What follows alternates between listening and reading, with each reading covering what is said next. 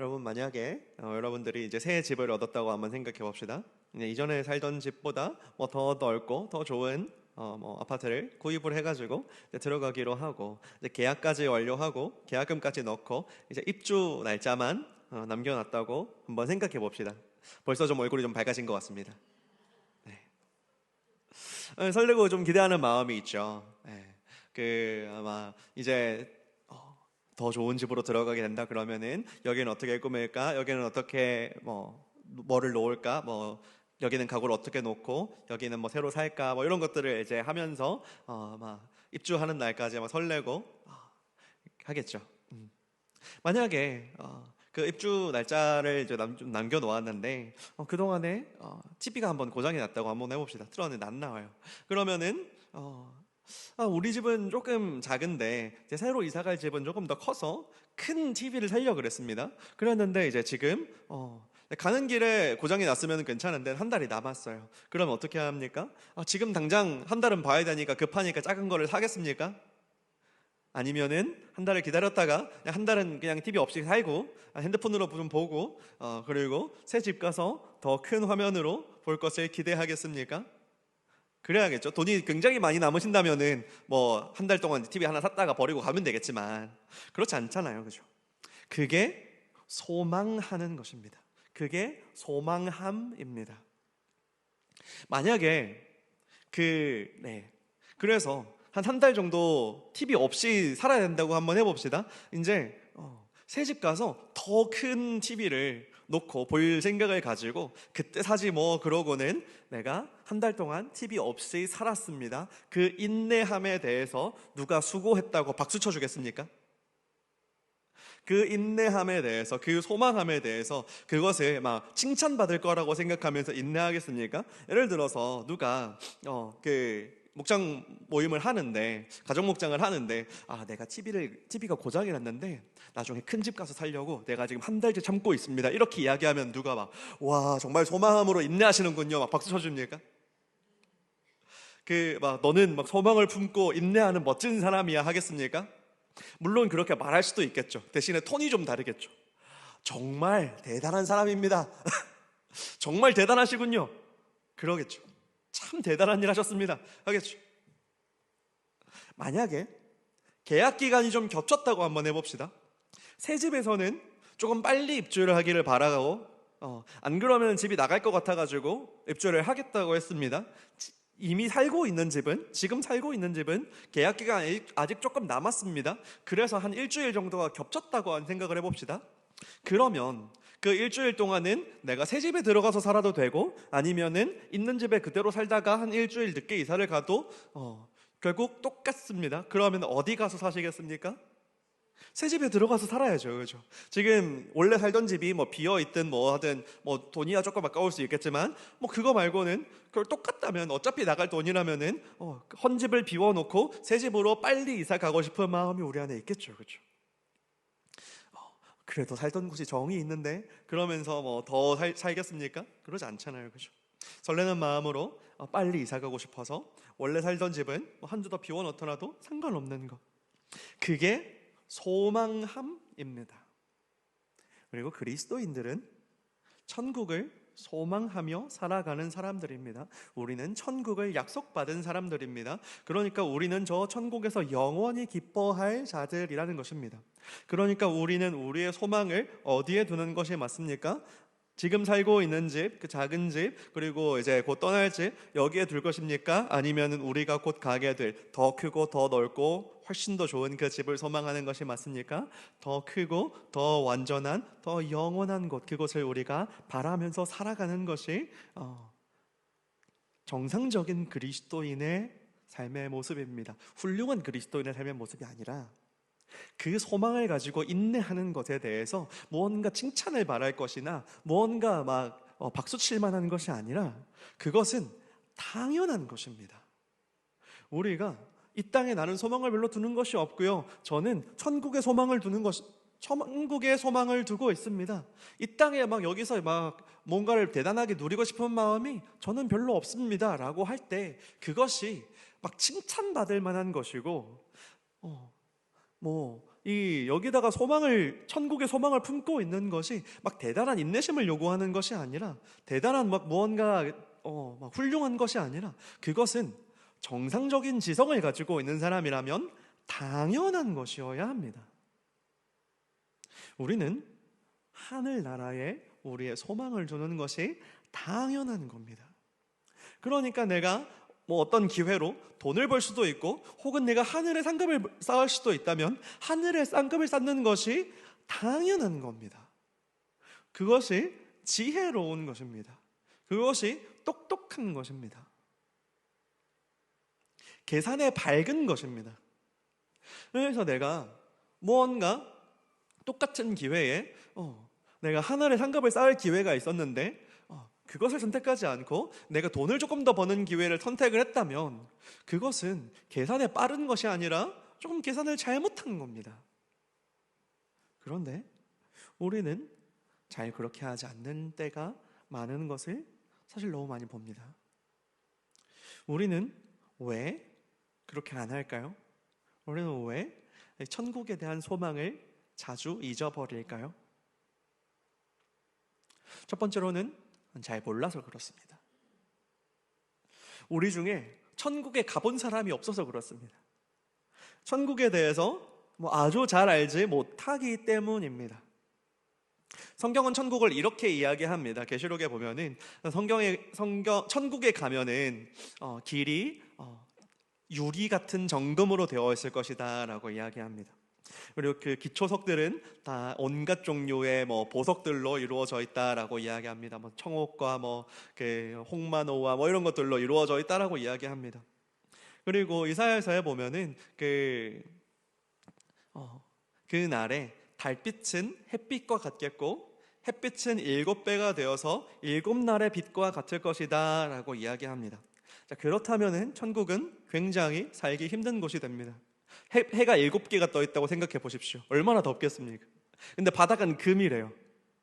그러니까 얼마나 막 뜨겁겠습니까? 그죠? 뜨겁고 막 발을 밟으면은 거기가 막 신발이 막 쩍쩍 이제 녹아내릴 겁니다. 넘어지면 어떻습니까? 거기 사파이어와 수정이 있습니다. 그러니까 넘어지면 엄청 아프겠죠. 막 금이 반짝반짝거리고 보석이 반짝반짝거려가지고 눈을 뜰 수도 없을 겁니다. 천국은 그런 곳은 아니죠. 우리가 그 천국이 어떤 곳인지 성경에서 아주 자세하게 설명하고 있지를 않습니다. 천국은 이런 곳입니다 라고 설명해 주기보다 비유와 상징으로 설명하고 있습니다. 그래서 이것이 이 이야기들이 천국이 얼마나 아름다운 곳인지, 천국이 얼마나 황홀한 곳인지를 보여주는 상징인 것이고, 또 천국은 영원히 변하지 않는 그런 영광이 있다라고 하는 은유이지, 이것이 지옥보다 살기 힘들 만한 곳이다 라는 이야기를 하는 것은 아니라는 것은 우리가 알고 있습니다. 그런데 그 정도죠. 우리가 천국에서의 그 영원한 기쁨이 어떤 것인지 우리는 알지 못합니다. 마치 우리가 공룡을 안다라고 하는 것과 비슷합니다. 여러분 공룡 다 아시죠? 하지만 본 적도 없고 만나본 적도 없고 대충 우리가 알고 있지만 공룡에 대해서 자세하게 알고 있지도 않고 어떤 종류들이 있는지도 알지 못하고 그냥 공룡, 어렸을 때 책에서도 보고 공룡 나오는 영화도 좀 봤지만 공룡에 대해서 잘 알지도 못하고 공룡의 습성에 대해서도 잘 알지 못하고 공룡에 대한 어떤 경험도 없죠. 천국은 우리가 이 정도로 알고 있습니다. 천국에 대해서 우리가 영화도 보았고 책에서도 보았고 성경에서도 이야기하고 있고 우리가 어떤 이미지도 가지고 있지만 경험해 본 적이 없으니까 그것을 우리가 잘 알지 못하는 겁니다. 사실 저는 천국이라는 것이 잘 상상이 가지 않습니다. 어떤 부분이 잘 상상이 안 가냐면요, 천국은 영원히 기쁜 곳이라는 것을 이해할 수가 없습니다. 영원히 기쁘다라는 것이 어떻게 가능한 일인지 저는 사실 저의 머리로는 상상이 되지 않습니다. 어떤 아름다운 것이고 어떤 황홀한 것이든지 한 100년쯤 보면은 감흥이 사라질 텐데, 어떤 재밌는 것이든 한 1000년쯤 하면 지루하고 지겨울 텐데 그것이 어떻게 영원히 기쁠 수가 있는가, 저는 상상이 잘 되지가 않습니다. 우리가 한 10억 년쯤 반복을 해도 여전히 기쁘고 여전히 재밌는 10억 년 수억 수백억 수천억 수조 년을 반복을 해도 똑같이 재밌는 똑같이 기쁜 무언가가 거기에서는 있는 것인지, 아니면 우리가 질리기도 전에 지루하기도 전에 하나님이 무언가 또 색다른 것을 주셔서 또 새로운 기쁨이 있고 또 새로운 기쁨이 있고 그것이 영원히 반복되는 것인지, 저는 두 가지 다 상상이 잘 되지 않습니다. 어떻게 그렇게 가능하신 것인지. 하나님이 전지하시고 전능하지 않다면 불가능한 일입니다. 그러니까 우리는 전지하지도 않은 전능하지도 않은 우리는 그것을 상상할 수 없는 것이 정상입니다. 그런데 천국은 그런 것이라는 것을 믿는 거죠. 그런데 이 땅의 것은 우리가 맛보았잖아요. 그것이 그렇게 무한하지도 않고 그렇게 영원하지도 않고 그렇게 온전하지도 않고 곧 지루해지고 곧 사라질 것이라는 것을 알지만 맛봤잖아요. 그러니까 내가 돈을 조금 더 벌면 내가 무얼 더 살 수 있고 무얼 더 할 수 있고 내가 조금 더 좋은 것을 먹으면은 어떤 기쁨이 오는지를 내가 알고 있어서, 그것을 내가 경험해서 알고 있어서 우리는 거기에 조금 더 쉽게 끌려가는 것입니다. 그래서 우리는 눈앞의 즐거움을 찾아가는 것입니다. 그래서 우리는 육신의 정욕, 안목의 정욕, 이생의 자랑을 그렇게 쉽게 따라가는 것입니다. 한번 맛보았기 때문에요. C.S. 루이스는 영광의 무게라고 하는 책에서 이렇게 이야기합니다. 우리의 문제는 우리의 욕망이 너무 큰 것이 아니라 우리의 욕망이 너무 약하기 때문이다 라고 이야기합니다. 우리의 욕심이, 우리의 욕망이 너무 작아서 문제라는 거예요. 우리는 무한한 기쁨을 준다고 해도 술과 섹스와 야망에만 집착하는 냉담한 피조물들이다 이렇게 이야기합니다. 그래서 마치 바닷가에서 휴일을 보내자라고 이야기해도 그게 무슨 뜻인지 상상하지를 못해서 그냥 빈민가에서 한 구석진 곳에서 모래장난이나 하고 있는 아이와 같다라고 이야기합니다. 우리의 모습이 그렇다는 거예요. 그 영원한 천국에서 영원한 상급을 누릴 것입니다. 하나님과 함께하는 그 영원한 기쁨이 있습니다 라고 아무리 이야기해줘도 그것이 무엇인지 상상하지 못하고 그것이 무엇인지 이해하지 못하기 때문에 그냥 내가 경험해 본 것, 그 모래바닥에서 그냥 그 손 더럽혀가면서 모래장난하고 있는 거, 그래서 이제 놀이 끝나고 나면 이제 뭉개져 버리면 사라져 버리는 그 모래성 만들어 버리는 거, 그것이 내 인생의 가장 큰 즐거움이라고 생각하고 그거 하는데 인생을 사용하고 있다는 겁니다. 결국 우리는 영원한 생수의 근원을 포기하고 우리를 채우지 못할 터진 웅덩이들을 파고 있는 사람들입니다. 우리가 영원하고 무한한 기쁨을 구하는 대신에 사라질 것들로 뱃속을 채우는 겁니다. 썩어질 것들로 뱃속을 채우는 겁니다. 그래서 그 불교 신화에 나오는 그 아귀들처럼 계속해서 쑤셔 넣어도 계속해서 배가 고픈 겁니다. 계속해서 더 집어넣고 싶어 하는 겁니다. 욕망에 만족하는 사람 본 적 있습니까? 뱃속에 넣은 것들이 계속해서 사라지니까요. 그러니까 계속해서 배가 고픈 거죠. 그러니까 우리가 옷장을 열면 뭐라고 이야기합니까? 입을 옷이 없다. 계속해서 사라집니다. 분명히 사서 채워놨는데 사라집니다. 옷장을 열면 입을 옷이 없습니다. 그렇게 해서 썩어질 것들을 계속해서 뱃속에 쑤셔 넣으니까 겉은 멀쩡한데 속에서는 썩은 내가 나는 겁니다. 성경에서 그래서 그런 사람들을 뭐라고 부릅니까? 회칠한 무덤이다라고 이야기합니다. 그 위에는 시멘트를 발라놓은 것처럼 반질반질하고 깨끗하고 하얀데 그 안에 들어가 보면은 시체가 썩는 냄새가 나는 겁니다. 그것이 소망이 없는 사람들의 특징입니다. 영원한 것들을 소망하지 못하는 사람들의 특징입니다.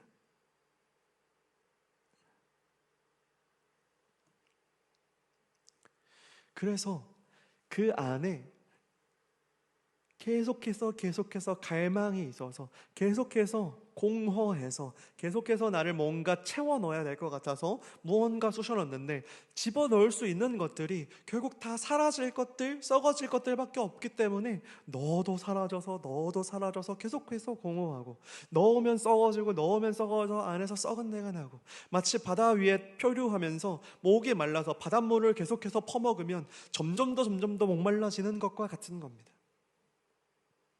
소망이 없는 사람들의 특징입니다. 영원한 것들을 소망하지 못하는 사람들의 특징입니다. 그런가 하면 이전에는 하나님 나라에 대한 소망을 품었었는데 지금은 그러지 않는 사람들도 있습니다. 좀 다른 이유죠. 이전에는 내가 하나님 나라에 대한 소망을 품었습니다. 하나님 나라에 대한 소망을 품고 하나님 나라를 섬기기 위해서, 하늘나라의 상급을 쌓기 위해서 살아왔었습니다. 그렇게 열심히도 했고, 내가 나의 시간을 썼고 나의 노력을 들여서 애를 써서 그렇게 해왔었는데, 지금은 그렇게 하지 않고 있는 사람들도 있습니다. 왜 그렇게 하는지 물어봤습니다. 이유는 두 가지였습니다. 첫 번째, 나는 너무 늙었습니다. 혹은 나는 예전에는 그렇게 했지만 내가 실패했고 나는 그럴 수 있는 능력이 없습니다. 이제는 내가 늦었나 보다. 나는 이제 너무 늦어서, 옛날에 젊을 때는 그렇게 했었었는데 이제는 내가 너무 늦어서 이제 내가 할 수 있는 것이 없습니다 라고 하는 사람들이 있습니다. 혹은 이전에는 내가 능력이 있어서 섬겨왔었는데 몇 번 실패를 해보고 나서 나는 하나님 나라를 위해서 할 수 있는 것이 없구나라고 느꼈습니다. 그래서 나는 그냥 하나님 나라 가기 전까지 그냥 버티다가 가겠습니다. 이렇게 이야기하는 사람들이 있습니다. 소망 없이 살아가고 있는 겁니다. 그런데 그것도 근본적으로 들어가면 결국에는 무지함 때문입니다. 모세의 인생을 보십시오. 그의 인생의 가장 전성기인 40대에 그가 부르심을 받았던 것이 아니라 그가 모든 것을 다 잃은 그의 80세 때에, 양치기일 때에 부르심을 받았습니다. 제가 성도님들의 한 분 한 분 직업을 다 알지 못하지만 양치기만큼 힘들고 양치기만큼 사람들이 피하려는 직업을 가진 분은 없으신 걸로 알고 있습니다. 양치기는 낮에는 양들을 먹여야 되고 밤에는 맹수들의 공격에서부터 지켜내야 되는 직업입니다. 그러니까는 어제 풀을 먹였던 곳에는 또 가면은 거기는 풀이 없기 때문에 풀을 먹이기 위해서 계속해서 돌아다녀야 되는 것이고, 그렇게 해서 이제 양들을 데리고 돌아다니면서 풀을 먹이고 그 땡볕에 그 이스라엘 가운데서 땀을 뻘뻘 흘려가면서 돌아다녀야 되는 직업입니다. 그리고 그 양들을 지키기 위해서 사자나 곰이나 달려들면은 싸워서 쫓아내서 그 양을 지켜야 되는 직업입니다. 그러니까는 집에 들어갈 수도 없죠. 집에 들어가서 가족들과 시간을 보내는 것도 사실 양치기에게는 굉장히 어려운 일입니다. 왜요? 자기가 집에 들어가서 쉬는 그 시간에는 맹수들이 일하는 시간이니까요. 그러니까 그 양들을 지키기 위해서는 광야 초원에서 그 양들과 함께 먹고 자고 이렇게 해야 되는 직업입니다. 굉장히 비천하고 굉장히 힘든 직업이죠. 사람들이 원하지 않는 직업입니다. 낮은 직업입니다. 사람들이 무시하는 직업입니다. 그러니까 요즘은 조금 덜하지만 사람들이 말하는 걸로면은 너 공부 안 하면 저렇게 된다라고 하는 그런 직업입니다. 모세는 그런 사람이었습니다. 그러니까 내가 무슨 하나님의 일을 할 수 있겠습니까? 라고 하기에 이보다 적합한 사람이 없는 사람입니다. 내가 무슨 일을 할 수 있겠습니까? 나는 이제 다 늙었고 난 할 수 있는 것도 없고 옛날에나 불러주시지 지금 내가 무슨 일을 할 수 있겠습니까? 저는 하나님을 위해서 할 수 있는 것이 아무것도 없습니다. 제가 하나님을 위해 섬길 수 있는 것이 아무것도 없습니다. 저 할 줄 아는 것도 없고요. 저는 뭐 잘하는 것도 없고요. 저 가진 것도 없고요. 드릴 것도 없고요. 저는 그냥 아무것도 없습니다. 라고 하기에 이보다 적합한 사람이 어디 있습니까? 이보다 많은 변명거리를 가진 사람이 많지 않습니다. 요셉은 어떻습니까? 요셉은 그의 인생이 얼마나 낭비된 후에 부르심을 받았습니까? 그의 인생의 가장 중요한 시기, 가장 빛났을 그 시기에 그는 어디에 있었습니까? 노예 아니면 죄수였습니다. 내가 뭘 할 수 있겠어? 나는 정말 쓸모없는 사람이야 라고 하기에 부족함이 없는 사람 아닙니까? 인생이 정말 아무짝에도 쓸데없는 인생 아닙니까? 사도 바울만큼 실패한 사람이 어디 있습니까? 우리가 그 잘못 인용하는 구절들 중에 내가 죄인 중에 괴수다라고 하는 표현이 있습니다.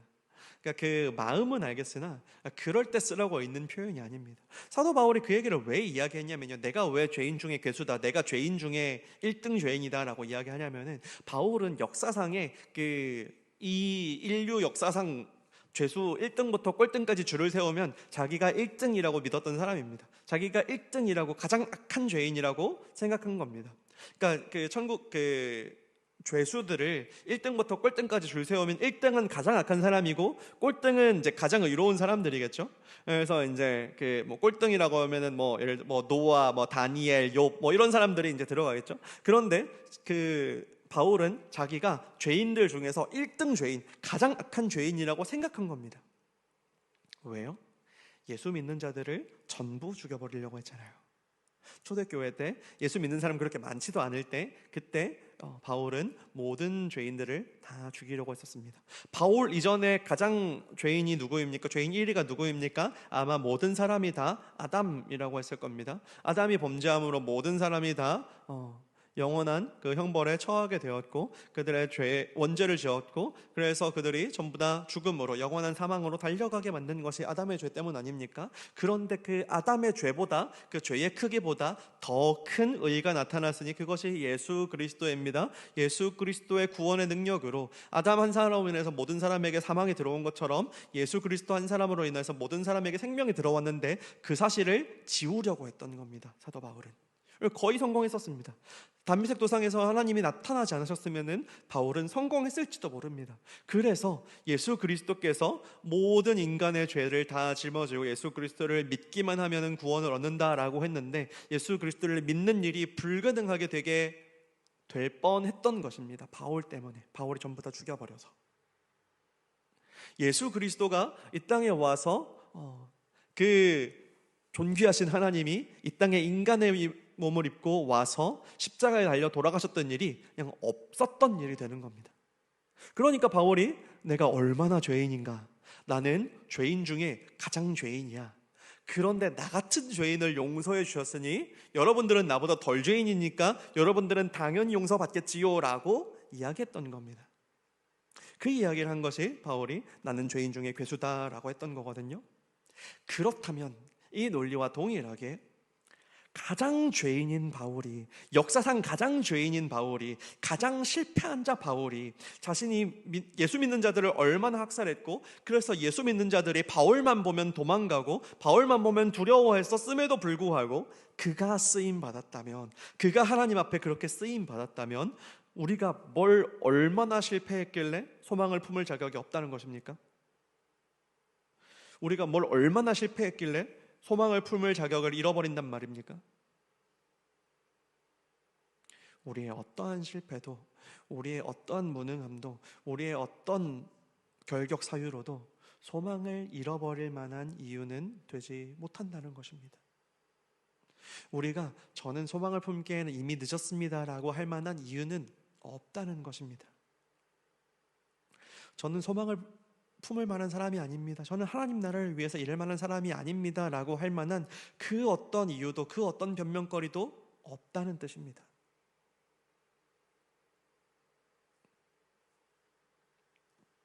우리의 섬김은 우리가 가진 것으로 하는 것이 아닙니다. 만약 자기가 가진 것으로만 섬긴다고 한다면 제가 가진 것이 뭐가 있어서 섬기겠습니까? 제가 가진 것이 뭐가 있어서 이 자리에 서겠습니까? 모세에게는 바다를 가를 힘이 있었습니까? 요셉에게 풍년과 가뭄을 예측할 능력이 있었습니까? 바로의 꿈을 해석할 수 있는 능력이 있었습니까? 엘리야에게 비를 멈추게 할 능력이 있었습니까? 하늘에서 불을 떨어뜨릴 능력이 있었습니까?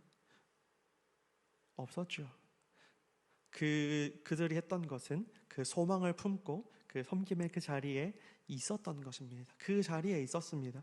그것으로 그들이 그 자리에 있었다는 이유만으로 하나님은 그들을 통해서 일하셨던 것입니다. 하나님의 사람이 하나님의 소망을 품고 하나님의 일을 할 때 하나님은 반드시 그곳 가운데서 일하십니다. 오늘 본문에서 바울은 더 좋은 것이 있다라고 이야기합니다. 오늘 본문에서 바울은 너희에게 더 좋은 것이 있다라고 이야기하고 있습니다. 그러면은 이것보다 더 좋은 것이 있다라고 하니까 그러면 이제 이것 비교가 되는 그 앞에 것이 있지 않겠습니까? 그 앞에 것은 무엇이냐라고 하면은 천국과 지옥에 대해서 이야기하고 있습니다. 우리가 읽지 않았지만은 그 앞절에 하나님의 그 은혜를 받아 복을 받고 그 구원을 받는 자들이 있고 또 하나님께 버림을 당하고 불사람을 당하는 자들이 등장합니다. 구원을 받는 것 그리고 영원한 지옥에 들어가는 것을 의미합니다. 그리고 우리가 구원을 받는다는 건 너무너무 중요하죠.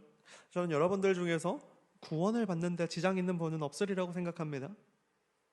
구원을 받기 위해서 지금부터 조금도 착한 일을 하지 않으셔도 구원받는 데는 지장이 없으리라고 믿습니다.